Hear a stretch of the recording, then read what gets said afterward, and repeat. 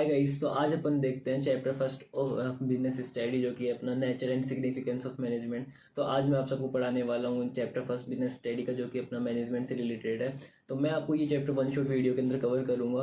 तो ये जो चैप्टर का जो एक्सप्लेनेशन होगा वो कम्प्लीटली एग्जाम ओरिएंटेड होने वाला है। तो आप सब इसको देखकर अपना जो रिविजन पार्ट है वो स्ट्रॉन्ग कर सकते हैं। मे बी ये वीडियो थोड़ी सी बड़ी हो जाए, क्योंकि मैं ना क्वालिटी के साथ में कोई भी कॉम्प्रोमाइज़ नहीं करूँगा। तो आपको यदि ये वीडियो थोड़ी ज़्यादा लंबी लगे तो आप सब इसको है ना 2 पार्ट के अंदर है ना ब्रेक करके आप देख सकते हैं, जिससे कि आपका जो रिवीजन पार्ट है इस चैप्टर का वो अच्छा हो जाए। तो अपन स्टार्ट करते हैं चैप्टर फर्स्ट, जो कि बिजनेस स्टडी का है, nature and significance of management.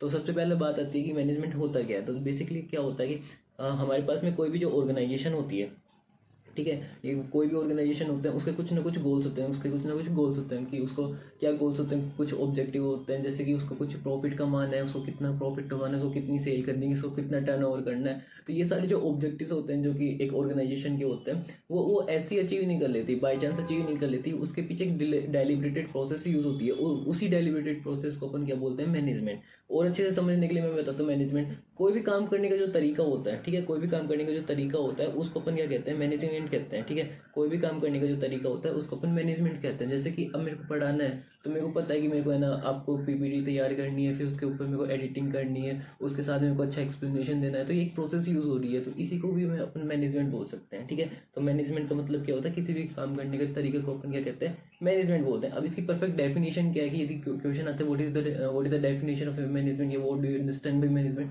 तो आप क्या लिखोगे। तो इसकी जो बेस्ट डेफिनेशन है वो आपको नीचे दे रखी है, वो है ये रही। हाँ, according to the modern concept के अकॉर्डिंग देखते हैं जो हमारे पास में जो मैनेजमेंट होती है, management is a process, management एक प्रोसेस होती है of getting things done with others with the aim of achieving goals effectively and efficiently. ठीक है, ये एक प्रोसेस होती है जिसके अंदर हम जो भी हमारे ऑब्जेक्टिव्स वगैरह होते हैं वो हम अचीव करते हैं, और कैसे अचीव करते हैं, इफेक्टिवली एंड इफिशिएंटली। अब मैं इसी वाले जो डेफिनेशन है इसको 3 पार्ट के अंदर ब्रेक करता हूँ, ठीक है, और आपको और अच्छे से क्लासीफाई करने की कोशिश करता हूँ। देखो, मैंने क्या बोला कि जो मैनेजमेंट होती है वो प्रोसेस होती है, मैनेजमेंट एक होती है प्रोसेस होती है, मैनेजमेंट एक प्रोसेस होती है। अब मैनेजमेंट प्रोसेस क्यों होती है, क्वेश्चन ये आता है, मैनेजमेंट एक प्रोसेस क्यों होती है। क्योंकि आप जब इस चैप्टर के आगे पढ़ोगे तो आपको पता लगेगा कि मैनेजमेंट के 5 फंक्शंस होते हैं। ये नहीं बताऊंगा कौन कौन से फंक्शंस होते हैं, आपको पता है तो अच्छी बात है, और अभी नहीं बताऊंगा, बाद में बताऊंगा क्या कौन कौन से फंक्शंस होते हैं। तो वो 5 फंक्शंस क्या होता है कि एक एक फंक्शन है ना, एक फंक्शन कंप्लीट हो उसके बाद में दूसरा फंक्शन स्टार्ट होता है, उसके बाद तीसरा, फिर उसके बाद में फोर्थ, उसके बाद फिफ्थ। तो ऐसे करके क्या एक है ना रिदम बनी रहती है, और एक एक फंक्शन से ना अपना अपना काम करता रहता है। जब ऐसे ऐसे स्टेप्स या ऐसे ऐसे फंक्शन एक के बाद एक कंटिन्यू काम करते हैं तो उसी को तो अपन प्रोसेस बोलते हैं। तो इसीलिए मैनेजमेंट क्या होती है, एक प्रोसेस होती है। ठीक है, अब क्या हुआ, फिर 2 कंसेप्ट हो जाते हैं, इफेक्टिवली एंड इफिशिएंटली। हम हमारे जो गोल्स वगैरह होते हैं वो कैसे अचीव करते हैं, इफेक्टिवली और इफिशिएंटली करते हैं। अब इफेक्टिवली एंड इफिशिएंटली का मतलब क्या होता है वो अपन नीचे बताता हूँ आपको। ठीक है, इस डेफिनेशन के अंदर 3 कीवर्ड्स निकाले मैंने। Management is the process of getting things done with others with the aim of achieving goals effectively and efficiently. ठीक है, तो इसके अंदर है ना प्रोसेस बताइए, प्रोसेस क्यों, क्योंकि इसके अंदर सीक्वेंस वाइज क्या होते हैं, इसके बाद सीक्वेंस वाइज आपके जो फंक्शंस होते हैं वो परफॉर्म होते हैं। उसके बाद में होता है इफेक्टिवनेस एंड इफिशिएंटी। इसको अपन डिफरेंसेस के थ्रू समझेंगे क्या होता है। जैसे कि मान लो मैंने आपको कोई भी काम दिया, ठीक है, आपने यदि वो काम कर दिया तो वो इफेक्टिवली है। ठीक है, यदि मैंने उसके अंदर टाइम पीरियड भी जोड़ दिया, और आपने मान लो कि उसको मैंने आपको दिया एक काम करना है, आपको एक चैप्टर कंप्लीट करना है 10 दिन के अंदर, और आप वो काम कर रहे हो 12 दिन के अंदर। ठीक है, आपने काम तो कर ही दिया तो आपको इफेक्टिवली। बट यदि वो वाला काम 10 दिन से पहले कर दिया या 10 दिन में कर दिया तो वो इफिशिएंटली हो जाएगा। ठीक है, वो क्या हो जाएगा, इफिशिएंटली, वो इफेक्टिवली नहीं होगा। ठीक है, क्योंकि काम कंप्लीट होना किस में आता है, इफेक्टिवली में। और यदि आपने काम करने का जो ड्यूरेशन दे रखा है आपने उसी के अंदर या उससे कम टाइम के अंदर कर देते हो तो उसके अंदर क्या हो जाता है, वो इफिशिएंटली हो जाता है। ठीक है, और एक चीज हो जाती है, जैसे मान लो आपको मैंने कोई भी काम दिया, उसके अंदर मैंने आपको कॉस्ट भी दे दी। अब यदि आप उस कॉस्ट से कम में काम करके दे रहे हो मेरे को, तो वो भी किसका पार्ट हो जाएगा, इफिशिएंटली का। अब अपन डिफरेंसेस के थ्रू देखते हैं। देखो, हाँ, मीनिंग की यदि अकॉर्डिंग डिफरेंसेस देखें तो इफेक्टिवनेस का मतलब क्या होता है, कंप्लीटिंग द टास्क। हमारे को टास्क कंप्लीट करना है, नो मैटर हमारे पास में क्या कॉस्ट आ रही है, ठीक है। हमारे को वो कॉस्ट मैटर नहीं करती, हमें क्या मैटर करता है कि हमारा जो टास्क दे रखे, हमारे को जो काम दे रखे वो कंप्लीट होना चाहिए, ठीक है।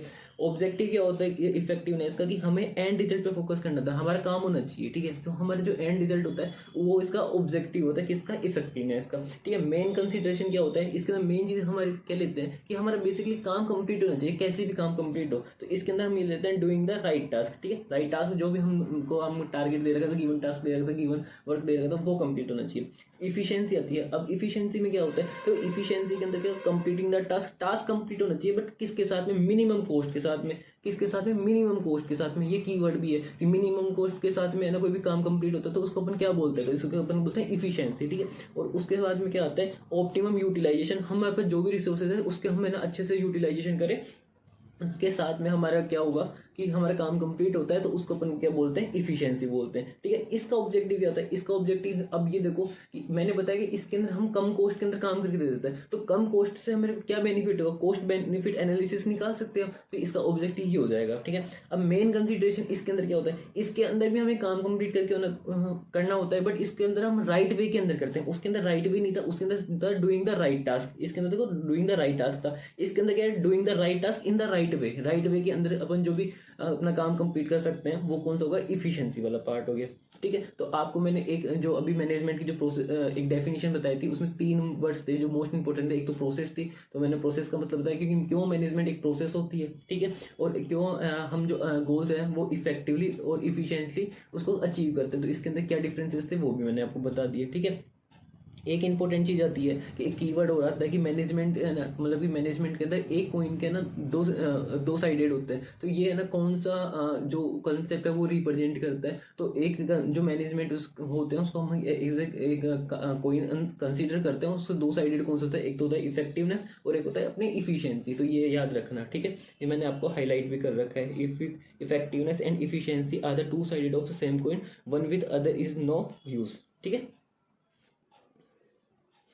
अब आता है अपना नेक्स्ट, ये आपके ना कीवर्ड्स हैं इंपॉर्टेंट, इफेक्टिवनेस एंड इफिशिएंसी के। इफेक्टिवली के तो कौन से कीवर्ड्स हो गए, कंप्लीटिंग द टास्क, क्योंकि हमें इसके अंदर काम कंप्लीट रहता है, और अचीवमेंट ऑफ द गोल, क्योंकि हमें जो काम दे रखे ना वो कंप्लीट करना होता है इसके अंदर इफेक्टिवली का। बट इफिशिएंटली के अंदर क्या होता है, हमें जो काम दे रखा है वो भी कंप्लीट करना होता है, बट किसके साथ में करना होता है, मिनिमम कॉस्ट के साथ में और ऑप्टिमम यूटिलाइजेशन ऑफ रिसोर्सेज के साथ में, ठीक है। और इससे क्या होता है, इससे हम क्या अचीव करते हैं, कॉस्ट बेनिफिट एनालिसिस हम इसके अंदर अचीव करते हैं, ठीक है। आपको इफिशिएंटली वाला पार्ट भी समझ में आ गया होगा, ठीक है। नेक्स्ट टॉपिक पे चलते हैं, ठीक है। नेक्स्ट टॉपिक पे क्या चलते हैं कि मैनेजमेंट के क्या क्या फीचर्स होते हैं, मैनेजमेंट के क्या क्या फीचर्स होते हैं। तो एक बात बताओ, कोई भी ऑर्गेनाइजेशन में आप काम करते हो, ठीक है, या कोई भी ऑर्गेनाइजेशन होती है, या आप भी कोई भी काम करते हो, उसमें कुछ ना कुछ क्या होता होगा, गोल्स होते होंगे। आप पढ़ाई कर रहे हो तो क्यों कर रहे हो, आपको एक अच्छा ना नॉलेज गेन करनी है, आपको एक अच्छा बोर्ड में स्कोर अचीव करना है। तो वैसे ही है ना मैनेजमेंट जो एक प्रोसेस होती है वो भी कैसी प्रोसेस होती है, गोल ओरिएंटेड प्रोसेस होती है। क्योंकि मैनेजमेंट कहाँ पर भी परफॉर्म होता है, तो खाना कहाँ आपका कोई गोल होगा, गोल मतलब ऑब्जेक्टिव, कोई भी आपका जो अचीव करना चाहते हो वो आपका टारगेट होगा, और अब उसी टारगेट को अचीव करने के लिए आप मैनेजमेंट की प्रोसेस को फॉलो करते हो, ठीक है। तो पहला पॉइंट ये हो गया कि management is A goal oriented process, ठीक है। नेक्स्ट पॉइंट आता है कि management is pervasive. Management is pervasive, pervasive का मतलब क्या होता है, मैनेजमेंट एक ऐसी प्रोसेस है जो कि हर तरीके की ऑर्गेनाइजेशन में यूज होती है। हॉस्पिटल देख लो, आपकी स्कूल देख लो, स्कूल का एग्जांपल बताऊं तो आपको कोई भी काम होता है तो आपके ना डायरेक्टर सर उस पर एक्शन लेते हैं, फिर उसके प्रिंसिपल, फिर वाइस प्रिंसिपल, फिर आपके टीचर इंचार्ज, फिर टीचर्स। तो इस तरीके से क्या होता है कि एक प्रोसेस फॉलो होती है, तो हर जगह मैनेजमेंट फॉलो होती है। और ऐसा नहीं होता कि हर एक ऑर्गेनाइजेशन में ही सिर्फ जो मैनेजमेंट होती है वो फॉलो होती है, हर एक लेवल पर भी फॉलो होती है, top level, middle level, lower level, हर एक लेवल पर हर एक तरीके की ऑर्गेनाइजेशन के अंदर मैनेजमेंट फॉलो होती है। और उसे को अपन क्या बोलते हैं, मैनेजमेंट इज परवेसिव फंक्शन, ठीक है। नेक्स्ट अपना क्या फीचर दे रखे, management is a multi dimensional मतलब क्या होता है, जिसका एक की जगह बहुत सारे डायमेंशन हो, ठीक है। कैसे कि यहाँ पर एक ऑर्गेनाइजेशन के अंदर मैनेजमेंट फॉलो होता है ना, तो वहाँ पर 3 तरीके से फॉलो होता है। किस तरीके से, मैनेजमेंट ऑफ ए वर्क, काम का भी मैनेजमेंट होता है, और सेकंड आता है अपने मैनेजमेंट ऑफ ए पीपल, जो भी वर्कर्स होते हैं वहाँ पे उनका भी मैनेजमेंट होता है। और जब मैनेजमेंट ऑफ वर्कर्स और मैनेजमेंट ऑफ पीपल मिलता है तो उसको उससे क्या बनता है हमारे पास, मैनेजमेंट ऑफ ऑपरेशन, ठीक है। और अच्छे से मैं आपको एक फॉर्मूला बना के दे देता हूँ जिससे कि आपको थोड़ा और अच्छे से क्लासीफाई हो जाएगा। ये मैंने क्या बोला कि मैनेजमेंट ऑफ वर्क, ठीक है, प्लस में मैन, मैन मतलब कौन आ गया, जो कि जितने भी वर्कर्स, जितने भी एम्प्लॉयज काम करते हैं वो सारे। तो मैनेजमेंट ऑफ वर्कर्स और मैनेजमेंट ऑफ मैन जब मिलता है तो इसको अपन क्या बोल देते हैं, इसको अपन बोल देते हैं मैनेजमेंट ऑफ ऑपरेशंस। इसको अपन बोल देते हैं मैनेजमेंट ऑफ ऑपरेशंस।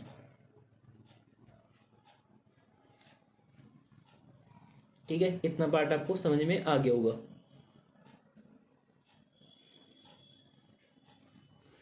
अब नेक्स्ट आता है अपने पास में कौन सा वाला फीचर आता है, management is continuous process. Management is continuous process क्यों होता है बताओ। मैंने अभी भी बताया था मैनेजमेंट के अंदर 5 फंक्शंस होते हैं, तो वो फंक्शंस एक के बाद एक परफॉर्म होते हैं। जैसे 5th वाला फंक्शन परफॉर्म होगा उसके बाद फर्स्ट वाला दोबारा स्टार्ट हो जाएगा। तो ये एक एक सर्किल बना देते हैं एक ऑर्गेनाइजेशन के अंदर। ये मैनेजमेंट वाले जो फंक्शंस होते हैं ये फॉलो होते रहते हैं। तो इसी के लिए जो मैनेजमेंट को क्या कहा जाती है, कंटिन्यूस फंक्शन होता है। ठीक है, नेक्स्ट फीचर क्या दे रखा है हमारे को, management is group activity. Management एक इतना बड़ा कंसेप्ट है कि वो हर एक पर्टिकुलर पर्सन है ना उसको परफॉर्म नहीं कर सकता। मैनेजमेंट के लिए बहुत सारे लोग चाहिए होते हैं, बहुत सारी टीम चाहिए होती है, एक टीम वर्क की रिक्वायरमेंट होती है, तब जाकर एक ऑर्गेनाइजेशन के अंदर मैनेजमेंट होता है। जैसे आप अपनी स्कूल्स के अंदर देखते हो कि वहाँ पे प्रिंसिपल सर भी होता है, डायरेक्टर सर भी होता है, वाइस प्रिंसिपल सर भी होता है, टीचर इंचार्ज भी होता है, टीचर्स भी होते हैं। तो इस तरीके से ना तब जाकर एक ऑर्गेनाइजेशन के अंदर आपका मैनेजमेंट परफॉर्म हो पाता है। ठीक है, तो मैनेजमेंट कैसी एक्टिविटी होती है, मैनेजमेंट कैसी एक्टिविटी होती है, हमारी ग्रुप एक्टिविटी होती है। ठीक है, उसके बाद में था management is a dynamic function. Management is a dynamic function. इसका मतलब क्या होता है कि हमारे इकोनॉमी के अंदर बहुत सारे चेंजेस आते हैं। ठीक है, बहुत सारे चेंजेस आते हैं। अब उन चेंजेस के कारण क्या होता है कि हमारे ऑर्गेनाइजेशन में भी चेंजेस आते हैं। तो मैनेजमेंट होता है ना वो अलग अलग डायनामिक फंक्शंस के, डायनामिक सिचुएशंस के अंदर भी वर्क करता है। ठीक है, क्यों करता है, क्योंकि जैसी ऑर्गेनाइजेशन का एनवायरनमेंट चेंज हो रहा है उसी तरीके से हमें मैनेजमेंट से चेंज करना पड़ेगा, और उसी तरीके से हमें मैनेजमेंट को की प्रोसेस यदि हम हमारी ऑर्गेनाइजेशन के अंदर यूज करेंगे तभी जाकर हम जो हमारे जो गोल्स हमने जो सेट करें वो हम अचीव कर पाएंगे। और कैसे अचीव करेंगे, इफेक्टिवली और इफिशिएंटली अचीव कर पाएंगे। ठीक है, और मैंने लास्ट वन आता है शायद कि मैनेजमेंट इज ए इंटेंजिबल। ठीक है, मैनेजमेंट इज इंटेंजिबल। मैनेजमेंट हमें दिखता थोड़ी ना है, मैनेजमेंट एक स्किल्स होती है, एक एक्सपर्टीज होती है जो कि हमें दिखती नहीं है, एक प्रोसेस होती है जो कि हमें दिखती नहीं है, बट उसका इम्पैक्ट बहुत ज्यादा आता है। यदि हम मैनेजमेंट फॉलो नहीं करते तो हम हमारे अचीव जो हमने जो अचीव करने के लिए जो गोल सेट कर रखे वो हम अचीव नहीं कर सकते। ठीक है, तो मैनेजमेंट हमें दिखता नहीं है। Management is a not a tangible function और tangible process. Management is a intangible process. ठीक है, तो आप सबके जितने भी यहाँ पे मैनेजमेंट के जितने भी फीचर्स थे, कैरेक्टरिस्टिक्स बोल लो, तो ये सारे यहाँ पे कवर हो चुके हैं। नेक्स्ट टॉपिक आता है आपका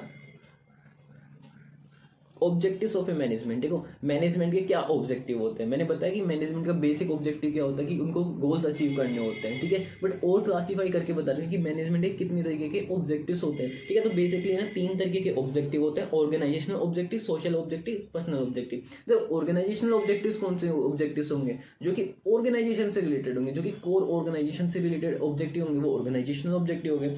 सोशल ऑब्जेक्टिव कौन से ऑब्जेक्टिव होंगे, जो कि सोसाइटी से रिलेटेड होंगे। ठीक है, पर्सनल ऑब्जेक्टिव कौन से ऑब्जेक्टिव होंगे, ऐसे ऑब्जेक्टिव जो कि है ना ह्यूमंस से रिलेटेड होंगे। अब ह्यूमंस कौन होंगे, ऑर्गेनाइजेशन के अंदर जो भी वर्कर्स काम कर रखे हैं, जो कि एम्प्लॉयज काम कर रखे हैं, उनसे जो रिलेटेड जो ऑब्जेक्टिव्स होंगे वो जो ऑब्जेक्टिव्स होंगे वो कौन से ऑब्जेक्टिव होंगे, पर्सनल ऑब्जेक्टिव होंगे। ठीक है, अब अपन स्टार्ट करते हैं कि ऑर्गेनाइजेशनल ऑब्जेक्टिव में क्या आएगा। देखो एक ऑर्गेनाइजेशन होती है उसका बेसिक ऑब्जेक्टिव क्या होता है। तुम सबने सोचा होगा एक ऑर्गेनाइजेशन क्यों काम करते हैं, प्रॉफिट कमाने के लिए, बट ऐसा नहीं है। सिर्फ प्रॉफिट कमाने के लिए उसके 2 और भी है ना ऑब्जेक्टिव होते हैं। क्या क्या, सर्वाइवल। एक ऑर्गेनाइजेशन होता है उसको सर्वाइव भी करना होता है। अब सर्वाइव के अंदर ये पार्ट भी आता है कि by chance in any case यदि है ना एक ऑर्गेनाइजेशन यदि खुद का प्रॉफिट अर्न नहीं कर पा रही तो वो है ना मतलब कि नो लॉस नो प्रॉफिट पे भी उसको कुछ टाइम तक है ना उसको काम करना पड़ेगा, जिससे कि वो मार्केट के अंदर सर्वाइव कर जाए। ठीक है, जरूरी थोड़ी ना कि आज प्रॉफिट नहीं है तो फ्यूचर में भी प्रॉफिट नहीं होगा। तो इसीलिए एक ऑर्गेनाइजेशन को सर्वाइवल भी इसका एक ऑब्जेक्टिव होता है। ठीक है, ऑर्गेनाइजेशन ऑब्जेक्टिव में 3 पार्ट आते हैं। उसमें फर्स्ट पार्ट आता है सर्वाइवल, सेकंड पार्ट आता है प्रॉफिट, जो कि आप सबने सोच रखा था। देखो एक ऑर्गेनाइजेशन में प्रॉफिट भी जरूरी होता है, तभी जाकर वो है ना खुद के मोटिवेट होता है, खुद के एम्प्लॉइज को है ना खुद की जो सैलरीज वगैरह होती है वो भी देख पाते हैं, बहुत सारे एक्सपेंसेस कवर कर पाते हैं। जो एंटरप्रेन्योर्स जो जिन्होंने इतनी सारी कैपिटल लगाई है वो भी उसके अगेंस्ट में रिवॉर्ड रिसीव कर पाते हैं। तो प्रॉफिट भी एक ऑब्जेक्टिव होता है। थर्ड आता है ग्रोथ। ठीक है, जैसे ये ना आपके पास में प्रॉफिट अच्छा होता जा रहा है तो फिर एक ऑर्गेनाइजेशन क्या सोचती है कि मेरी एक बिल्डिंग है, अब मैं दूसरी ब्रांच खोलूंगा। ठीक है, उसके बाद तीसरी ब्रांच। ठीक है, इस तरीके से वो एक ग्रोथ करने का सोचती है। तो बेसिकली एक ऑर्गेनाइजेशन के अंदर यही है ना ऑर्गेनाइजेशनल ऑब्जेक्टिव होते हैं, जिसके अंदर 3 पॉइंट आते हैं, सर्वाइवल, प्रॉफिट और थर्ड आता है आपका ग्रोथ। ठीक है, नेक्स्ट आता है आपका सोशल ऑब्जेक्टिव। सोशल ऑब्जेक्टिव मैंने अभी भी आपको बताया कि किससे रिलेटेड होता है, किससे रिलेटेड होता है? सोसाइटी से रिलेटेड। कि क्या हम है ना ऐसे ऑब्जेक्टिव्स हैं जो कि एक सोसाइटी, हमारी जो सोसाइटी है जहाँ पर हम बिजनेस कर रहे हैं, जहाँ पे हमारी बिजनेस ऑर्गेनाइजेशन है, वो उस पर इम्पैक्ट ला सके। तो क्या कौन कौन से ऑब्जेक्टिव्स होते हैं ऐसे? देखो, हम एक जो भी कभी भी कोई ऑर्गेनाइजेशन खुलती है या कोई भी ऑर्गेनाइजेशन है, उसका क्या एम होना चाहिए कि हम मार्केट के अंदर है ना ज़्यादा से ज़्यादा एम्प्लॉयमेंट इंक्रीज कर सके। हम जितनी भी सोसाइटी में लोग हैं, उन लोगों में से कुछ लोगों को हम एम्प्लॉय दे सकें। लोगों की जो भी रिक्वायरमेंट है ना, जिस भी गुड्स की सर्विसेज की रिक्वायरमेंट है, वो हमारी बिजनेस ऑर्गेनाइजेशन फुलफिल कर सके। इसी से तो हमारी सोसाइटी को है ना एक बेनिफिट मिल सकता है। तो और अपन डिटेल के अंदर देख सकते हैं कि पहले तो देखो यह था कि supply of quality product at reasonable price. जो भी लोगों को है ना सामान चाहिए, वो हम क्वालिटी का बना के दें और एक रीजनेबल प्राइस पे बना के दें, ठीक है। Contribution toward the desirable civil activities में भी हमारी है ना जो बिजनेस ऑर्गेनाइजेशन है, वो एक है ना इंपॉर्टेंट रोल प्ले करे, ठीक है। इकोनॉमिक वेल्थ के अंदर इकोनॉमिक वेल्थ है वो जनरेट करे। इस तरीके से बहुत सारे जो ऑब्जेक्टिव्स होते हैं, हमारी जो सोसाइटी के अंदर कुछ लोग हैं उनको एम्प्लॉयमेंट अपॉर्चुनिटी दे, जैसे कि अनएम्प्लॉयमेंट की जो प्रॉब्लम है हमारी इकोनॉमी में से, वो खत्म हो सके, ठीक है। और हम फाइनेंशियल सपोर्ट कर सके हमारी कम्युनिटी को, ठीक है। ऑर्गेनाइजेशन एजुकेशन हम प्रोवाइड कर सके, हेल्थ प्रोवाइड कर सके, वोकेशनल ट्रेनिंग प्रोवाइड करा सकें, ठीक है। एनजीओ के अंदर अपन है ना पार्टिसिपेट कर सकें। इस तरीके से जितने भी हमारे जो है ना ये इस तरीके के जो ऑब्जेक्टिव्स होते हैं जो कि किससे रिलेटेड है, ये सारे ऑब्जेक्टिव हमारी सोसाइटी से रिलेटेड है, ठीक है। क्योंकि हाँ सोसाइटी ही होती है, वही एक तरीके से हम कंज्यूमर ट्रीट करते हैं, क्योंकि वही लोग हमारा जो सामान होता है वो खरीदते हैं और वही यूज करते हैं। तो हम यदि हम हमारी सोसाइटी के अंदर नेगेटिव इम्पैक्ट नहीं रखकर पॉजिटिव इम्पैक्ट रखेंगे हमारी ऑर्गेनाइजेशन का, तभी हमारा जो बिजनेस है वो चल पाएगा हमारे मार्केट के अंदर, ठीक है। तो एक ये आगे हो गया सोशल ऑब्जेक्टिव। लास्ट वन आता है आपका पर्सनल ऑब्जेक्टिव। पर्सनल ऑब्जेक्टिव मैंने अभी आपको बताया किससे रिलेटेड होता है, एम्प्लॉय से रिलेटेड। इसी का दूसरा नाम है ह्यूमन ऑब्जेक्टिव या इंडिविजुअल ऑब्जेक्टिव। अब जो भी लोग वहाँ पे काम करते हैं उनका बेसिकली क्या ऑब्जेक्टिव हो सकते हैं कि उनको प्रॉपर सैलरी वगैरह मिले, प्रॉपर जो वेजेस मिले, उनको एक जो परफेक्ट जो एनवायरनमेंट कंडीशन मिले काम करने की, ठीक है। उनको ट्रेनिंग की रिक्वायरमेंट है तो उनको ट्रेनिंग की रिक्वायरमेंट मिले, उनको प्रमोशन हो टाइम पे, उनको जो भी चीज़ों की रिक्वायरमेंट है जो कि है ना जो कि एक ऑर्गेनाइजेशन के बेनिफिट में है, तो वो उनको चीज़ें प्रोवाइड कराई जाए। तो इसी तरीके से यहाँ पे पॉइंट दे रखे जैसे कॉम्पिटिटिव सैलरी प्रोवाइड होनी चाहिए, जैसे कि उनकी जो फाइनेंशियल नीड है वो फुलफिल हो सके, ठीक है। प्रमोशंस हो, ट्रेनिंग मिले, उनको पर्सनल ग्रोथ मिले, डेवलपमेंट हो, ठीक है। इस तरीके से बहुत सारी पीयर रिकॉग्नाइजेशन हो, सेल्फ रेस्पेक्ट मिले, जो रेस्पेक्ट फॉर कॉलेजेस हो, इस तरीके की सोशल नीड्स वगैरह कंप्लीट हो, एक good and healthy working condition मिले। इस तरीके से एक है ना जो एम्प्लॉयज़ को रिक्वायरमेंट होती है वो फुलफिल नीड करे एक बिजनेस ऑर्गेनाइजेशन। तो ये भी एक ऑब्जेक्टिव होता है। क्यों ऐसा होना चाहिए? क्योंकि यदि एम्प्लॉयज़ खुश रहेगा, एम्प्लॉयज़ को जो चाहिए वो यदि उसको मिल रहा है बिजनेस ऑर्गेनाइजेशन के लिए, तो वो फुल्ली डेडिकेटेड होकर क्या करेगा, बिजनेस ऑर्गेनाइजेशन के लिए काम करेगा। और बिजनेस ऑर्गेनाइजेशन के लिए यदि वो काम करते हैं तो बिजनेस ऑर्गेनाइजेशन के जो भी गोल्स है, जो कि उनके जो एम्स है, वो इफेक्टिवली और इफिशिएंटली अचीव कर सकती है, ठीक है। ये वाला जो चार्ट है वो इम्पोर्टेंट है, ये आप याद कर सकते हो, जिससे आपको है ना एक मतलब कि जो एक माइंड मैप होता है, जो माइंड के अंदर आपका मैप फिट हो जाएगा, जिससे ये आप ऐसे क्लासीफाई कर सकते हो कि कौन सा है ना ऑर्गेनाइजेशनल ऑब्जेक्टिव है और कौन सा सोशल ऑब्जेक्टिव है और कौन सा पर्सनल ऑब्जेक्टिव है। तो आप इस तरीके से याद कर सकते हो, ठीक है। नेक्स्ट अपना टॉपिक आता है इंपॉर्टेंस ऑफ ए मैनेजमेंट। देखो इंपॉर्टेंस ऑफ ए मैनेजमेंट, अब इंपॉर्टेंस ऑफ ए मैनेजमेंट में क्या होता है, देखो इंपॉर्टेंस ऑफ मैनेजमेंट का मतलब क्या होगा कि मैनेजमेंट की क्या इंपॉर्टेंस है। तो इसमें आप है ना कुछ पॉइंट्स यदि आपको बाई चांस यदि याद नहीं रहते ना, तो आप इसमें से कौन से पॉइंट्स है ना इंक्लूड कर सकते हो, जो कि आपके फीचर्स वाले जो पॉइंट्स थे वो आप इंक्लूड कर सकते हो, ठीक है। अब फीचर्स में देखो क्या क्या क्या पॉइंट्स थे, देखो अपन निकालते हैं।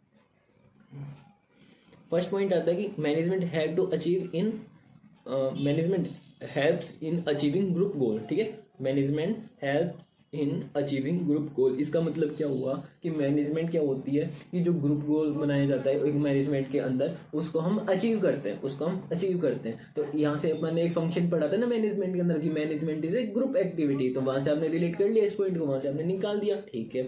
मैनेजमेंट क्या करता है कि हमें जो गोल होता है वो अचीव करवाता है। अब मैनेजमेंट यदि हमें गोल अचीव करवाएगा तो इससे क्या होगा, हमारी इफिशियंसी इंक्रीज होगी, तो मैनेजमेंट इंक्रीज इफिशियंसी, ठीक है। एक और फंक्शन फीचर्स बताया था मैंने कि management is a dynamic, management work in a dynamic situation, तो यहाँ पर क्या है, management create a dynamic organisation, ठीक है।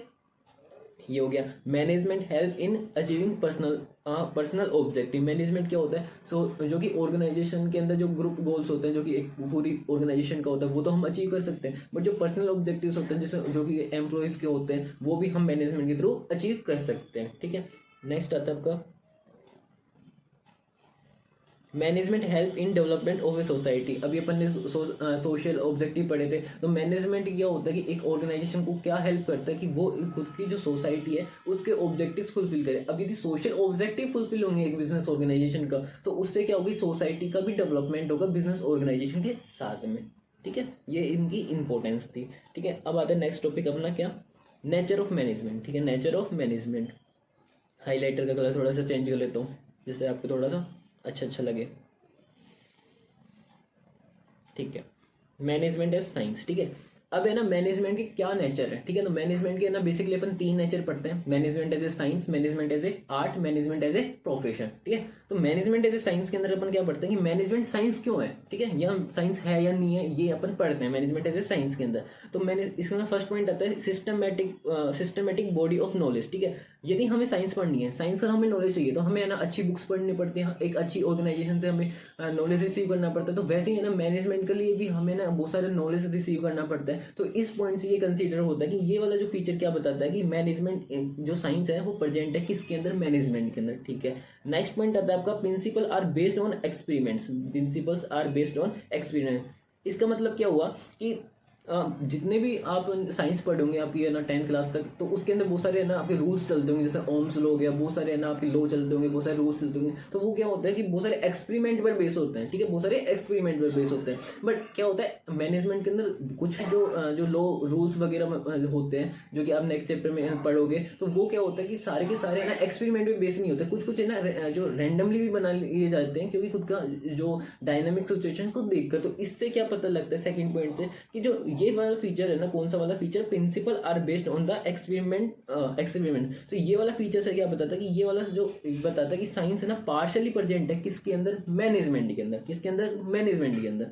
थर्ड पॉइंट आता है यूनिवर्सल वैलिडिटी। देखो यूनिवर्सल वैलिडिटी, आज यहाँ पर अपन साइंस पढ़ते हैं। ठीक है, मान लो कि मैंने ओम्स लॉ पढ़ाया, ठीक है, या आपको कोई भी है ना कोई सा भी जो लॉ पढ़ाया, तो आज यहाँ पर जो एप्लीकेबल हो रहा है इंडिया के अंदर, वही अमेरिका के अंदर हो रहा है, वही जर्मनी के अंदर हो रहा है, वही पूरे वर्ल्ड के अंदर। तो साइंस से क्या पता लगता है, साइंस के जितने भी रूल्स वगैरह हैं, जो भी कंसेप्ट वगैरह है, वो यूनिवर्सली एक्सेप्टेबल है। ठीक है, बट क्या होता है मैनेजमेंट के अंदर, यहाँ का मैनेजमेंट और कुछ चल रहा है, वहाँ का मैनेजमेंट क्यों और कुछ चल सकता है। क्यों? क्योंकि हर एक जगह की इकोनॉमिक सिचुएशन, वहाँ का जो बिजनेस एनवायरनमेंट होता है वो अलग अलग होता है। इसीलिए क्या होती है कि वो जो मैनेजमेंट की जो प्रोसेस होती है, जो मैनेजमेंट का जो प्रोसेस को करने का जो तरीका होता है, वो डिफरेंट यूज कर सकते हैं हर एक इंडिविजुअल या हर एक मैनेजर या हर अलग अलग ऑर्गेनाइजेशन के अंदर। तो इस पॉइंट से क्या पता लगता है कि हम इससे ये पता लगता है कि ये वाला पॉइंट से ये हमें पता लगता है कि मैनेजमेंट है ना, मैनेजमेंट के अंदर साइंस प्रेजेंट नहीं है। ठीक है, मैनेजमेंट के अंदर प्रेजेंट नहीं है। देखो यहाँ पे लिख भी रखा है, so this feature of science is not present in the management. ठीक है, तो आपको पूछा कि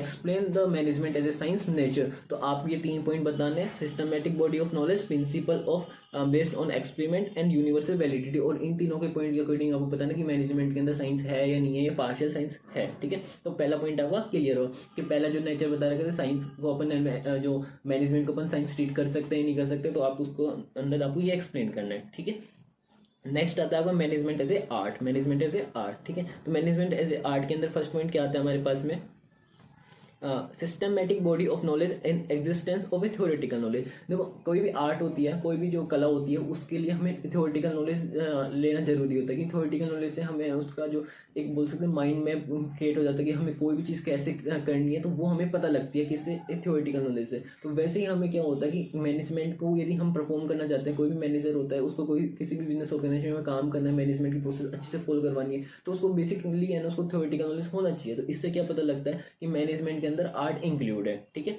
नेक्स्ट पॉइंट आता है हमारे पास में पर्सनलाइज्ड एप्लीकेशन। पर्सनलाइज्ड एप्लीकेशन, जैसे कोई भी आर्टिस्ट है, आर्टिस्ट कोई भी आर्ट बनाता है, कोई भी ड्राइंग बनाता है, कोई भी स्केच बनाता है, तो वो खुद की स्पेशल जो पर्सनलाइज्ड स्किल्स है तो उसको यूज करता है। तो वैसे मैनेजमेंट के अंदर क्या होता है, एक बिजनेस ऑर्गेनाइजेशन के अंदर जो डिफरेंट मैनेजर्स होते हैं, वो खुद की जो पर्सनलाइज्ड जो स्किल्स होते हैं, इंडिविजुअल जो स्किल्स है, तो वो यूज करते हैं। तो इसी के लिए ये क्या बताता है, ये पर्सनलाइज्ड एप्लीकेशन होता है। तो इस पॉइंट से भी क्या पता लग रहा है कि मैनेजमेंट के अंदर आर्ट प्रेजेंट होती है। लास्ट पॉइंट कौन सा था, based on practice and creativity. देखो एक आर्टिस्ट का ही एग्जांपल लेता हूँ मैं। आर्टिस्ट होता है जब स्टार्टिंग में ड्राइंग करता है तो अच्छी नहीं बनती है, ठीक है, स्केच वगैरह बनाता है, बट वो बार बार प्रैक्टिस करता रहता है, तो उससे क्या होता है, उसको एक परफेक्शन आ जाती है, और एक टाइम के बाद में वो उसको जो भी परफेक्ट ड्राइंग होती है वो बन जाती है। तो वैसे क्या होता है कि जो डिफरेंट ऑर्गेनाइजेशन के अंदर डिफरेंट जो मैनेजर्स होते हैं वो स्टार्टिंग के अंदर बहुत सारे है ना स्किल्स यूज़ करते हैं, मैनेजर स्किल्स यूज़ करते हैं, जिससे कि वो क्या हो सके कि मैनेजमेंट प्रोसेस अच्छे से फॉलो हो पाए। तो उससे क्या होता है कि है ना स्टार्टिंग में कभी कभार काम अच्छे से नहीं हो पाता, मैनेजमेंट प्रोसेस अच्छे से फॉलो नहीं हो पाती, तो बट क्या होता है कि जब जब वो धीरे धीरे है ना इस तरीके से जब यूज़ करता है तो एक टाइम पे वो एक परफेक्ट मैनेजर बन जाता है, और उसके बाद में वो बिजनेस ऑर्गेनाइजेशन के अंदर अच्छे डिसीजन ले पाता है, जिससे कि बिजनेस जो ऑर्गेनाइजेशन है वो गोल्स अचीव कर सके। इसीलिए है ना बेस्ड ऑन किस पर बेस्ड होती है, प्रैक्टिस पर बेस्ड होती है और क्रिएटिविटी पे बेस्ड होती है। तो इससे भी हम ये पता लगा सकते हैं कि मैनेजमेंट के अंदर हमारे पास में 8% होती है, ठीक है। नेक्स्ट आता है हमारे पास में मैनेजमेंट एज प्रोफेशन। हमारे पास ये 3 ही पॉइंट आता है, ठीक है। मैनेजमेंट को हम प्रोफेशन भी ट्रीट कर सकते हैं, नहीं कर सकते, ठीक है। तो पहला पॉइंट आता है well defined body of knowledge, ठीक है। Well defined of body of knowledge क्या होता है कि जैसे हमें ऑर्गेनाइजेशन के अंदर एक ऑर्गेनाइजेशन होती है, उसके अंदर कोई भी मैनेजर होता है, तो उसको बेसिकली है ना स्टार्टिंग के अंदर थोड़ी बहुत नॉलेज होनी चाहिए, कैसे मैनेजमेंट चलता है, क्या मैनेजमेंट होता है। अदरवाइज भी वो बिल्कुल भी मैनेजमेंट नहीं चला पाएगा, बिजनेस ऑर्गेनाइजेशन नहीं चल पाएगी, और बिजनेस ऑर्गेनाइजेशन वो अच्छे से नहीं चला पाएगा, तो वो जो गोल्स जो बिजनेस ऑर्गेनाइजेशन डिसाइड कर रखे हैं वो भी अचीव नहीं कर पाएंगे। क्योंकि मैनेजमेंट जो मैनेजर होता है वो एक बहुत इंपॉर्टेंट रोल प्ले करता है एक मैनेजमेंट के अंदर और एक बिजनेस ऑर्गेनाइजेशन के अंदर, तो उसको एक नॉलेज होना चाहिए। और जो भी कोई भी प्रोफेशन होता है, ठीक है, उसके अंदर भी हमें नॉलेज की बहुत जरूरी होती है। तो इस पॉइंट से हम ये कंसीडर कर सकते हैं कि मैनेजमेंट के अंदर प्रोफेशन इंक्लूड होता है, ठीक है। सेकंड पार्ट आता है रेस्ट्रिक्टेड एंट्री। जैसे कि तो प्रोफेशन में एक एग्जांपल लेता हूँ चार्टेड अकाउंटेंट का। तो चार्टेड अकाउंटेंट के लिए एक प्रोफेशन होता है, उसके लिए आप आईसीआई के थ्रू आपको मेंबरशिप मिलनी चाहिए, आप एक परफेक्ट है ना, आपकी जो जितने भी एग्जाम्स होते हैं फाउंडेशन इंटर फाइनल के बाद में आपको वो कंप्लीट होने चाहिए, तब जाकर आप एंट्री ले सकते हो। बट मैनेजमेंट में ऐसा जरूरी थोड़ी ना होता है कि आपके पास में ये होना चाहिए तभी जाकर आप मैनेजर बन सकते हो, इस तरीके से कुछ नहीं है। तो ये फीचर ये बताता है कि मैनेजमेंट के अंदर प्रोफेशन इंक्लूड नहीं है। बट क्या आ रहा है अभी अपन यदि अपन मॉडर्न वर्ल्ड को देखें तो जितनी भी ऑर्गेनाइजेशन है वो ये डिमांड करने लगे कि जो भी हमारे पास मैनेजर्स बने या मैनेजर की पोस्ट हमारी बिजनेस ऑर्गेनाइजेशन में रिसीव करे, उसके पास में एमबीए की डिग्री होनी चाहिए। तो इस पॉइंट से हम ये पता लगा सकते हैं कि ये वाला जो पॉइंट ये बताता है कि मैनेजमेंट के अंदर प्रोफेशन अभी इंक्लूड नहीं है, बट बहुत जल्दी है ना आने वाले टाइम के अंदर ये वाली जो रेस्ट्रिक्टेड एंट्री वाला जो पॉइंट है वो हमारे मैनेजमेंट के अंदर कंसिडर होने लग जाएगा, ठीक है। नेक्स्ट पॉइंट आता है हमारे पास में presence of a professional associations, ठीक है। प्रोफेशनल एसोसिएशन जैसे कि आपको सीए बनना होता है तो आपको आईसीआई के थ्रू है ना आपको मेंबरशिप लेनी पड़ती है, आईसीआई के थ्रू आपके सारे एग्जाम्स देने पड़ते हैं। तो इस तरीके से अभी है ना कोई भी मैनेजमेंट के ऊपर है ना, मतलब मैनेजर्स के लिए मैनेजर्स के स्किल्स के लिए इस तरीके का कोई भी ऑर्गेनाइजेशन नहीं है, कोई भी कंपलसरी भी नहीं है, बट आने वाले टाइम के लिए इसकी रिक्वायरमेंट हमें पड़ेगी। तो इस पॉइंट से हम ये बता सकते हैं कि ये अभी के टाइम पर है ना ये नहीं बताता कि मैनेजमेंट के अंदर प्रोफेशन इंक्लूड है, बट बहुत जल्दी आने वाले टाइम के अंदर ये वाला पॉइंट भी कंसीडर हो जाएगा, ठीक है। नेक्स्ट पॉइंट आता है हमारे existence of ethical codes. Ethical codes का मतलब क्या होता है, रूल्स एंड रेगुलेशन। कुछ डिसिप्लिन होते हैं, कुछ रूल्स एंड रेगुलेशन होते हैं वो कि जो कि हर एक प्रोफेशन के अंदर फॉलो होते हैं, डॉक्टर के अंदर, लॉयर के अंदर, सीए के अंदर, सारे के अंदर। बट अभी मैनेजर्स के अंदर या मैनेजमेंट के अंदर जो मैनेजर्स होते हैं जो कि ये मैनेजमेंट प्रोसेस को फॉलो करवाते हैं ऑर्गेनाइजेशन के अंदर, उनके लिए अब ऐसा कुछ भी नहीं है। बट बहुत जल्द आने वाले टाइम के अंदर ये भी है ना इंक्लूड हो जाएगी कि एक मैनेजर के पास में क्या क्या लिमिटेशन है, वो कैसे काम कर सकते हैं, वो कैसे काम नहीं कर सकता। तो इस तरीके की जो चीज़ें हैं वो भी इंक्लूड हो जाएंगी, ठीक है। तो इस तरीके से ये चीज़ अभी प्रेजेंट नहीं है, तो अभी मैनेजमेंट के अंदर प्रोफेशन नहीं है इंक्लूड ये वाले इस पॉइंट के अकॉर्डिंग, बट आने वाले टाइम के अंदर इंक्लूड हो जाएगा, ठीक है। लास्ट पॉइंट आता है अपना सर्विस मोटो। सर्विस मोटो का मतलब क्या होता है कि हमें जो मैनेजमेंट होती है वो प्रोसेस होती है, ठीक है। वो मैनेजर क्या होता है एक सर्विस देता है। तो जैसे जितने भी प्रोफेशनल्स होते हैं वो कहाँ ना कहीं सर्विस देते हैं। जैसे एक टीचर होता है वो एक टीचिंग करवाता है, वो उसकी सर्विस देता है, ठीक है। तो बट ऐसा नहीं है कि मैनेजर सिर्फ है ना पूरी सर्विसेज ही देता है। तो ये पॉइंट से ये पता लगता है कि मैनेजमेंट के अंदर अभी भी प्रोफेशन इंक्लूड नहीं है, बट आने वाले टाइम के अंदर मैनेजमेंट के अंदर ये जो पॉइंट है वो भी ऐड हो जाएगा। तो उससे हम ये बता सकते हैं आने वाले टाइम के अंदर मैनेजमेंट के अंदर भी प्रोफेशन वाला जो फीचर है वो इंक्लूड हो जाएगा, ठीक है। तो आपका मैनेजमेंट एज ए प्रोफेशन भी कंप्लीट होता है। ठीक है। इसके जो आप जो पॉइंट्स मैंने बताया वो कैसे याद रख सकते हो, तो यहाँ पर आपको है ना पॉइंट्स दे रखे हैं कीवर्ड्स के अंदर, ठीक है। तो आप यहाँ पर याद कर सकते हैं यहाँ से कि मैनेजमेंट एज ए साइंस आ गया, तो हमें क्या क्या कौन से पॉइंट से इसको एक्सप्लेन करना है, यूज ऑफ लॉजिक ऑब्जेक्टिव से अपन कर सकते हैं, ठीक है। मैनेजमेंट एज ए साइंस है तो यूज ऑफ थ्योरेटिकल नॉलेज से कर सकते हैं, प्रैक्टिस एंड क्रिएटिविटी से कर सकते हैं, प्रोफेशन में अपन स्पेशलाइज नॉलेज बता सकते हैं, use of code and conduct बता सकते हैं, रेस्ट्रिक्टेड एंट्री बता सकते हैं, एसोसिएशंस बता सकते हैं। इस तरीके से हम ये जो 3 पॉइंट्स हैं ये नेचर जो मैनेजमेंट का हम वो बता सकते हैं, ठीक है। नेक्स्ट पॉइंट आता है हमारा लेवल ऑफ मैनेजमेंट, ठीक है। एक ऑर्गेनाइजेशन, तो अब अपन देखते हैं लेवल ऑफ मैनेजमेंट में क्या होता है। लेवल ऑफ मैनेजमेंट एक अच्छा टॉपिक है, ठीक है। इसके अंदर क्या होता है कि एक ऑर्गेनाइजेशन के अंदर कितने लेवल्स होते हैं मैनेजमेंट के, ठीक है। तो 3 लेवल होते हैं, जैसे कि अपन एक आपको मैं स्कूल का एग्जांपल देता हूँ। देखो अपनी स्कूल में आप देखते होंगे डायरेक्टर सर होते हैं, प्रिंसिपल सर होते हैं, वाइस प्रिंसिपल सर होते हैं, फिर टीचर इंचार्ज या एग्जामिनर इंचार्ज होते हैं, फिर टीचर्स होते हैं, ठीक है। इस तरीके से क्या ना जो टीचर्स होते हैं या जो भी स्टाफ होता है वो कैटेगराइज होता है स्कूल के अंदर। तो जो टॉप मोस्ट लेवल पर यदि आप देखोगे तो कौन होता है, डायरेक्टर सर और प्रिंसिपल सर। तो इनको तो अपन ने किस कैटेगरी के अंदर क्लासीफाई कर दिया, टॉप लेवल के अंदर। फिर मिडिल लेवल में कौन आ जाएगा, जो हमारे जो वाइस प्रिंसिपल सर हैं, जो एग्जामिनर इंचार्ज और टीचर इंचार्ज हैं, वो सारे हम किस में कंसीडर कर लेंगे, मिडिल लेवल के अंदर कंसीडर कर लेंगे। और जो टीचर्स हैं वो टॉप, वो उनको अपन किस में कंसीडर कर लेंगे, लो लेवल मैनेजमेंट के अंदर कंसीडर कर लेंगे, ठीक है। जो लो लेवल मैनेजमेंट होता है उसी का दूसरा नाम क्या होता है, ठीक है, सुपरवाइजरी लेवल या ऑपरेशनल लेवल या लोअर लेवल मैनेजमेंट, ठीक है। अब इनके ना अलग अलग काम होते हैं, इनके अलग अलग ड्यूटीज होते हैं, वो भी अपन देख लेते हैं, ठीक है। या इनके अंदर कौन कौन सी पोस्ट इंक्लूड होती है तो वो भी देखते हैं अपन, ठीक है।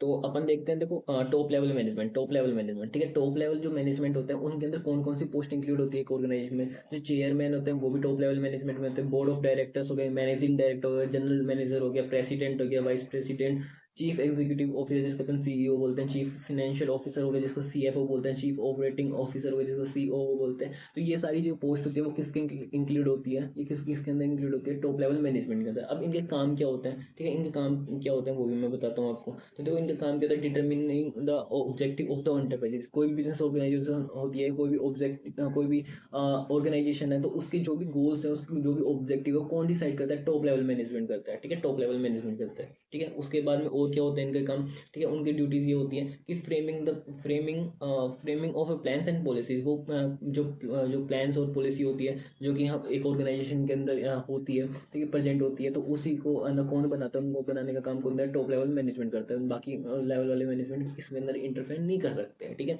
Organising activities to be perform by person working at a middle level पर, जो इसके बाद जो लेवल आता है मिडिल लेवल, तो उस पर जो भी पर्टिकुलर पर्सन या पर्टिकुलर जो एम्प्लॉय जो काम करेंगे, तो उनके वो कौन कौन सी एक्टिविटीज करेंगे, तो उनका क्लासिफिकेशन या उनको बताता कौन है, टॉप लेवल मैनेजमेंट बताता है, ठीक है, कि आपको ये काम है, आपको ये वाला काम करना है, ठीक है।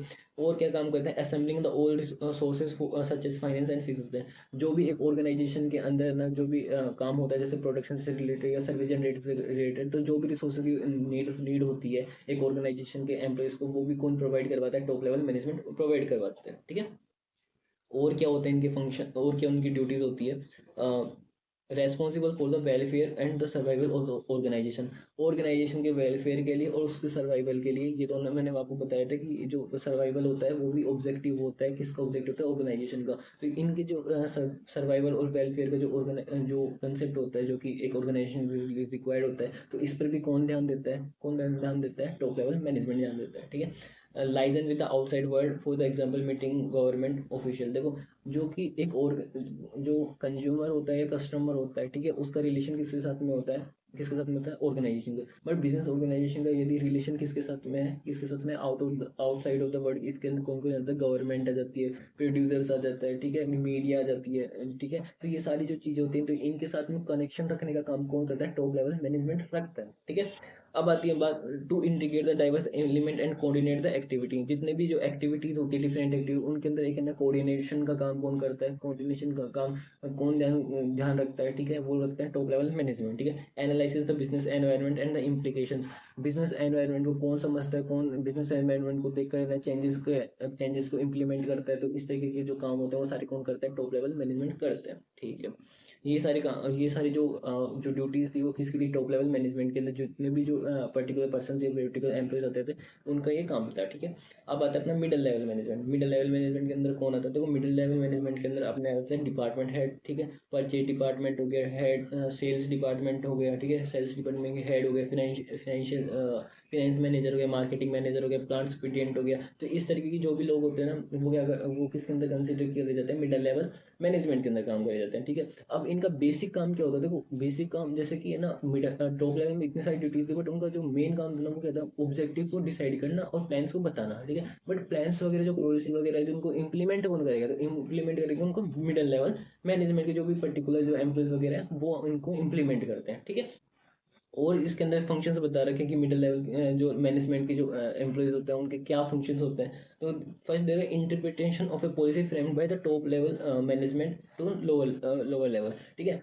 मैंने 3 लेवल बताए थे, top level, middle level, lower level. तो टॉप लेवल जो बताते हैं, टॉप लेवल जो मैनेजमेंट के जो पर्टिकुलर एम्प्लॉयज होते हैं जो कि पॉलिसीज बताते हैं, बहुत सारे जो काम डिवाइड करते हैं किसके लिए, लोअर लेवल मैनेजमेंट के पर्टिकुलर पर्सन के लिए। तो उनको जो काम करने का जो तरीका है वो कौन बताता है, मिडिल लेवल मैनेजमेंट बताता है, ठीक है। Organising the activity of their department, ठीक है। डिफरेंट डिफरेंट डिपार्टमेंट्स होते हैं, production department, marketing department, finance department, ठीक है, एचआर डिपार्टमेंट। तो इनके अंदर कौन कौन सी एक्टिविटी होनी चाहिए, क्या कौन कौन सा काम होना चाहिए, कैसे क्या काम होना चाहिए, वो भी कौन देखता है, मिडिल लेवल मैनेजमेंट देखता है, ठीक है। और क्या फंक्शंस होते हैं,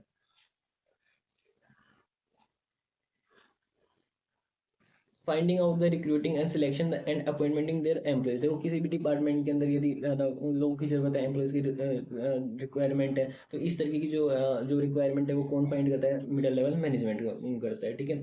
और जो एम्प्लॉयज जो काम करते रहते हैं लोअर लेवल पर उनको कौन मोटिवेट करता है, उनको मिडिल लेवल वाले जो पर्टिकुलर जो एम्प्लॉयज होते हैं वो उनको मोटिवेट करते हैं, ठीक है। मोटिवेटिंग का काम भी ये करते हैं। और क्या फंक्शन होता है, क्रिएटिंग द डिपार्टमेंट। देखो जब आप यहाँ अभी स्टार्टिंग में बताया था कि कौन कौन सी पोस्ट इंक्लूड होती है मिडिल लेवल में, तो आपको डिफरेंट डिफरेंट डिपार्टमेंट की मैंने हेड बताया था। तो ये सारे जो डिपार्टमेंट के जो हेड्स होते हैं, तो ये सारे डिपार्टमेंट अलग अलग डिपार्टमेंट से कनेक्ट रहते हैं। तो ये क्या कॉर्पोरेट है ना, कॉर्पोरेट करके रहते हैं अदर डिपार्टमेंट, मतलब कोऑर्डिनेशन बनाने का भी काम ये कौन करता है, मिडिल लेवल जो एम्प्लॉयज होते हैं वो इनके साथ काम करते हैं, ठीक है। अब आते हैं सुपरवाइजरी लेवल। सुपरवाइजरी लेवल का मतलब लो लेवल, ठीक है, लो लेवल। इनका क्या काम होता है, representing the problem and grievance of the worker. Grievance का मतलब भी एक तरीके से प्रॉब्लम्स ही होती हैं, ठीक है। कुछ भी प्रॉब्लम्स आ रही है काम करने में, ठीक है, तो वो काम करने का जो प्रॉब्लम्स आ रही है वो कौन बताएगा, जो लोअर लेवल वाले जो मैनेजमेंट के जो पर्टिकुलर पर्सन है वो बताते हैं, ठीक है। इसके अंदर बेसिकली लोअर लेवल वाले के अंदर कौन कौन से पर्टिकुलर एम्प्लॉयज आ जाते हैं, जैसे सुपरवाइजर्स आ गए, ठीक है, सुप्रीडेंट आ गए, फोरमैन आ गया, सब डिपार्टमेंट एग्जीक्यूटिव आ गए, क्लर्क आ गया। ये सारे लोग किसके अंदर आ जाते हैं, लो लेवल मैनेजमेंट के अंदर आ जाते हैं, ठीक है। Maintaining the good working condition and developing healthy relation with superior and subordinate, ठीक है। जो काम करने का जो एनवायरनमेंट होता है, जो कि कंडीशंस होते हैं, वर्किंग कंडीशंस, वो एक अच्छी प्रोवाइड कराई जाए जिससे कि वर्कर्स अच्छा काम कर सके। तो ये कौन प्रोवाइड करवाता है, लोअर लेवल वाले मैनेजमेंट के पीपल्स ये उनको प्रोवाइड कराते हैं, ठीक है। और कौन सा आता है, looking for the safety of a worker. जो भी वर्कर्स काम कर रहे हैं तो वहाँ पर कोई भी उनकी जो सेफ्टी वगैरह है उनका भी ध्यान कौन रखता है, लो लेवल मैनेजमेंट, ठीक है। Try to maintain a precious standard of quality, ठीक है। क्वालिटी पे कोई प्रोडक्ट बन रहा है, कोई भी सर्विस जनरेट हो रही है तो उसकी क्वालिटी का ध्यान कौन रखता है, लो लेवल मैनेजमेंट ध्यान रखता है। Responsible for boosting the moral of the worker. जो भी वर्कर होता है उनका जो मोरल होता है वो डिक्रीज ना हो तो उसको इंक्रीज रखे हरदम। तो इस ये भी किसकी रिस्पॉन्सिबिलिटी होती है, लो लेवल मैनेजमेंट के जो एम्प्लॉय होते हैं उनकी रिस्पॉन्सिबिलिटी होती है। तो इस तरीके से कुछ है ना जो कि फंक्शन है वो क्लासीफाई कर रखे हैं आपके जो लो लेवल मैनेजमेंट के जो पर्टिकुलर पर्सन है उनके लिए, ठीक है। तो ये हो गया। और सबसे बेस्ट है ये आप चार्ट पेपर याद कर लो, ठीक है। ये चार्ट दे रखे हैं, ये चार्ट में यदि आपको याद कर लो तो टॉप लेवल की आपको सारी रिस्पॉन्सिबिलिटी मिल जाएंगी, और साथ के अंदर आपको मिडिल लेवल की भी सारी की सारी आपको जो रिस्पॉन्सिबिलिटीज़ है, ड्यूटीज़ है, वो भी मिल जाएंगी। और यहाँ पर जो लोअर जो सुपरवाइजरी लेवल है उनकी भी सारी की सारी आपको यहाँ पर ड्यूटीज़ और जो फंक्शंस हैं वो मिल जाएंगे, ठीक है। तो ये आपको लोग थोड़ा याद करने के लिए ईजी हो जाएगा। नेक्स्ट पॉइंट आता है अपने पास में, फंक्शंस ऑफ मैनेजमेंट। मैं आपको स्टार्टिंग बताया था कि मैनेजमेंट एक प्रोसेस होती है जिसके अंदर जो फंक्शन 5 तरह के फंक्शंस होते हैं जो कि फॉलो होते हैं, ठीक है। तो वो 5 तरह के फंक्शन क्या होते हैं, वो देखो प्लानिंग, ठीक है, मैं आपको अच्छे से बता देता हूँ थोड़ा और।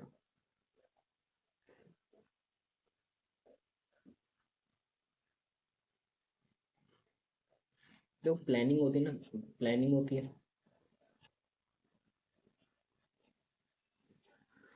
ऑर्गेनाइजिंग होती है,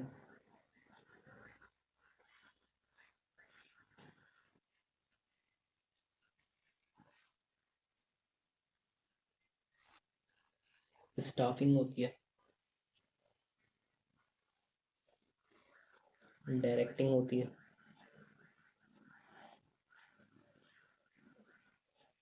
ठीक है। लास्ट में आती है हमारे पास में कंट्रोलिंग।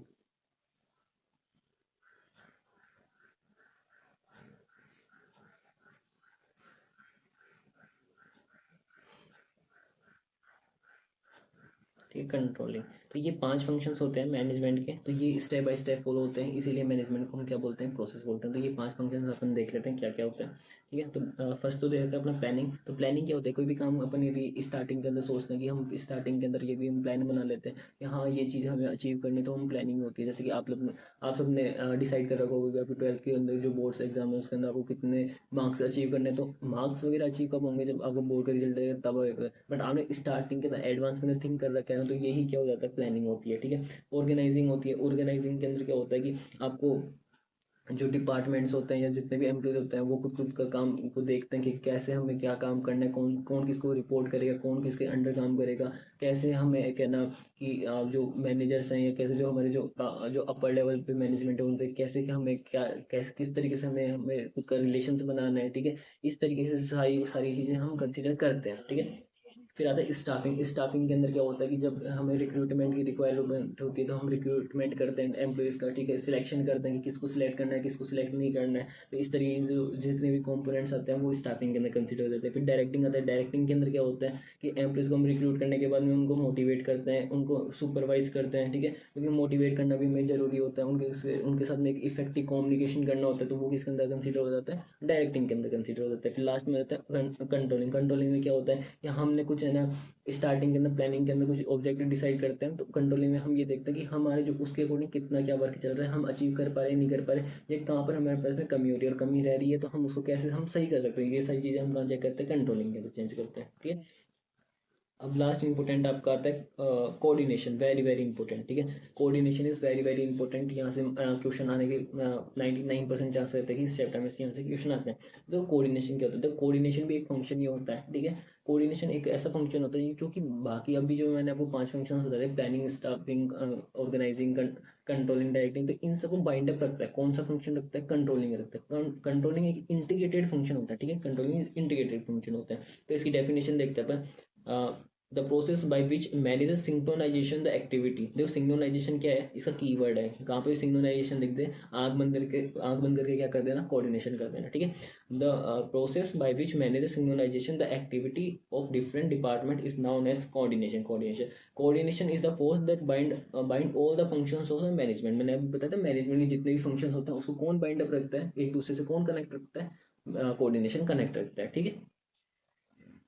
देखो ये आपके सामने एक डायग्राम के थ्रू भी बता रखा है कि ये सारे के सारे आपके पास में फंक्शंस हैं, ठीक है। Planning, organising, staffing, directing, controlling. तो इसमें कौन कंट्रोल करता है इनको, कौन कंट्रोल करता है या कौन इनको बाइंड अप रखता है, कोऑर्डिनेशन रखता है, ठीक है।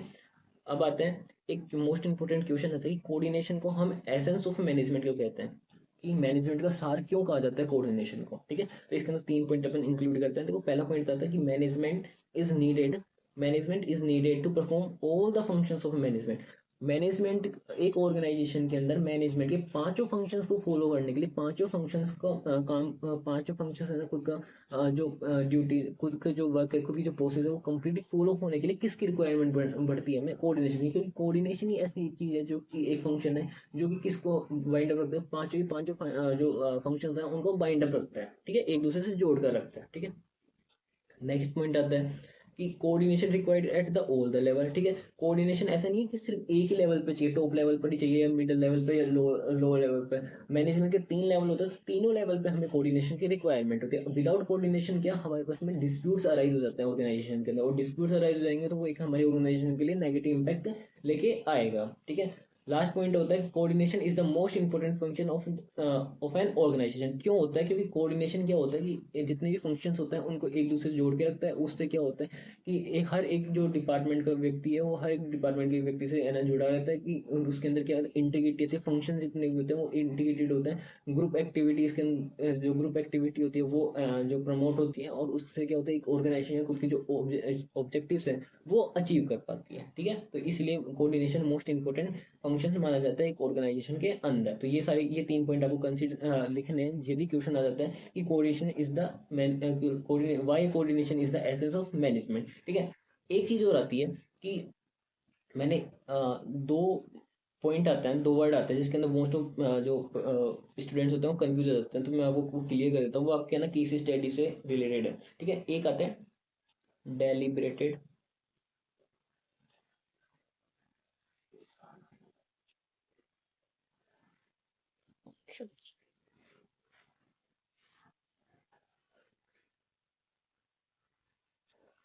ठीक है। एक तो होता है डेलिब्रेटेड फंक्शन और एक होती है डेलिब्रेटेड प्रोसेस।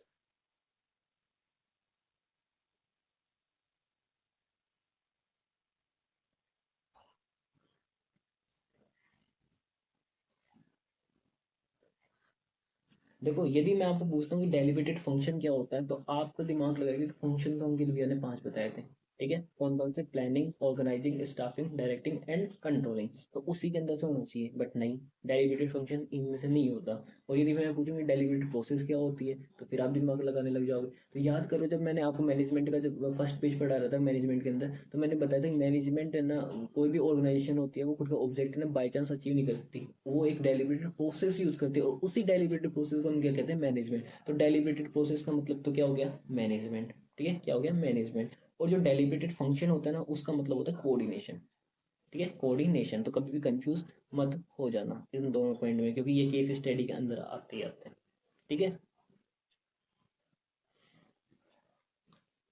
और आपको मैंने ये बता ही दिया कि कोऑर्डिनेशन एसेंस क्यों होता है मैनेजमेंट का, ठीक है। अब आता है हमारे पास nature and feature of coordination. ये इतने इंपॉर्टेंट नहीं है, इंपॉर्टेंट ऊपर वाला पार्ट था, फिर मैं आपको बता देता हूँ। कोऑर्डिनेशन इंटीग्रेटेड ग्रुप एफर्ट्स, ये ग्रुप एफर्ट्स से जुड़ा हुआ होता है। ग्रुप एफर्ट्स को एनहेंस करता है कौन? Coordination. Ensure the unity of efforts, जितने भी पर्टिकुलर जो पर्सन होते हैं वो जो अलग अलग डिपार्टमेंट में काम करते रहते हैं वो एकजुट होकर काम कर सकते हैं। एक तरीके से इनके अंदर बीच में एक है ना कोऑर्डिनेशन बना के रखता है, ठीक है। कौन कौन बना के रखता है? कोऑर्डिनेशन बना के रखता है, ठीक है। कोऑर्डिनेशन कंटीन्यूअस प्रोसेस क्यों कंटीन्यूअस प्रोसेस होती है? क्योंकि ये बाइंड अप रखते हैं बहुत सारे फंक्शंस को, और ये सारे फंक्शंस एक के बाद एक परफॉर्म होते हैं बिजनेस ऑर्गेनाइजेशन के अंदर, ठीक है।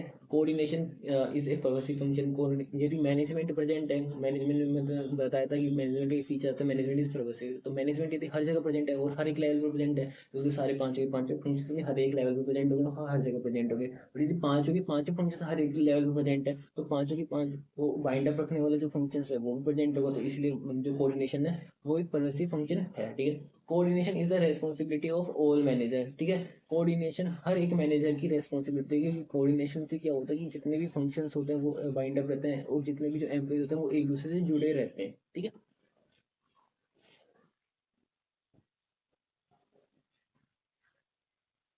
और मैंने अभी अभी आपको बताया था कीवर्ड में, वो देखो यहाँ पे आया कि जो कोऑर्डिनेशन होता है ना वो एक डेलिब्रेटेड फंक्शन होता है, ठीक है। डेलिब्रेटेड प्रोसेस क्या होती है? डेलिब्रेटेड प्रोसेस क्या होती है? मैनेजमेंट होती है, ठीक है।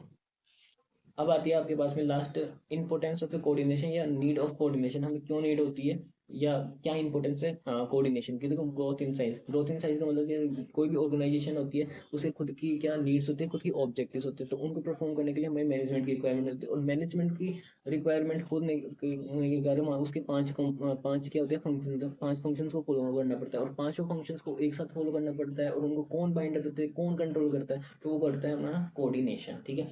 फंक्शनल डिफरेंशिएशन, बहुत सारे हमारे ऑर्गेनाइजेशन के अंदर है ना क्या होता है? फंक्शंस होता है, डिफरेंट डिफरेंट फंक्शन। तो हर एक फंक्शन ना किसी फंक्शन से कैसे ना कैसे कनेक्ट रहता है, तो वो कौन काम करता है कनेक्ट रखने का? हमारा कोऑर्डिनेशन फंक्शन काम करता है, ठीक है। स्पेशलाइजेशन क्या होता है? स्पेशलाइजेशन होता है कि किसी भी पर्टिकुलर काम के अंदर आप एक्सपर्ट बन जाओ या स्पेशलिस्ट बन जाओ, तो इसका भी काम कौन करता है? कोऑर्डिनेशन। क्योंकि कोऑर्डिनेशन क्या होता है? डिफरेंट डिफरेंट एक्टिविटी को आपको अलग करके देता है, और उनको एक दूसरी एक्टिविटी से आपको है ना ज्वाइन कर देता है, जिससे कि आपके अलग अलग एक्टिविटीज के अंदर या आपकी जो भी पर्टिकुलर एक्टिविटीज है उसके अंदर आपके क्या हो जाता है? आपकी स्पेशलाइजेशन क्रिएट हो जाती है, ठीक है। इस तरीके से आपका जो चैप्टर है वो फाइनली कंप्लीट होता है। तो थैंक यू। एंड कोऑर्डिनेशन की ये जितने भी आपको है ना कोऑर्डिनेशन की ये कीवर्ड्स दे रखे हैं, या यदि ये synchronising, bringing together the harmony, unification, integrating, यदि इस तरह के कीवर्ड देखते हैं तो आंख बंद करके क्या कर देना?